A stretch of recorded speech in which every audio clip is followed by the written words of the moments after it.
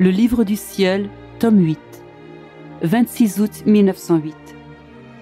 La constance dans le bien amène l'âme à croître en pleine santé, alors que l'inconstance entraîne en elle toutes sortes de déficiences. Me trouvant dans mon état habituel, j'étais affligée et presque hébétée à cause de mes privations coutumières. Jésus vint comme en passant et il me dit « Ma fille, ce que je veux que tu prennes à cœur, c'est la constance dans le bien, tant à l'intérieur de toi qu'à l'extérieur. La répétition de l'acte de m'aimer et la constance dans le bien font grandir la vie divine dans l'âme. Et cela avec tant de force que cela peut être comparé à un enfant qui, grandissant dans le bon air et avec une bonne alimentation, grandit en pleine santé jusqu'à ce qu'il ait atteint sa stature normale, sans avoir besoin du médecin et de remèdes. Il devient si robuste qu'il peut aider les autres. Par contre, l'âme qui n'est pas constante est comme un enfant qui ne se nourrit pas toujours avec des aliments sains et qui respire un air infect.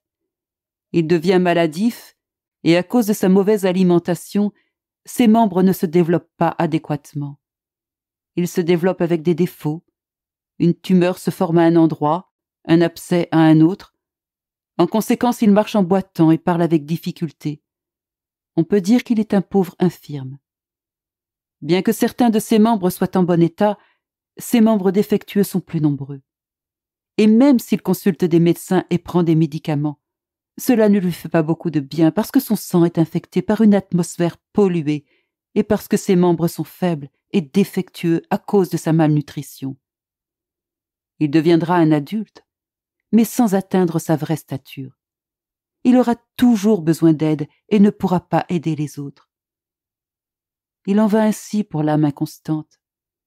C'est comme si elle se nourrissait avec de mauvais aliments. En s'appliquant à des choses qui ne sont pas de Dieu, c'est comme si elle respirait de l'air pollué. Ainsi, la vie divine grandit en elle difficilement et pauvrement, car il lui manque la force et la vigueur de la constance.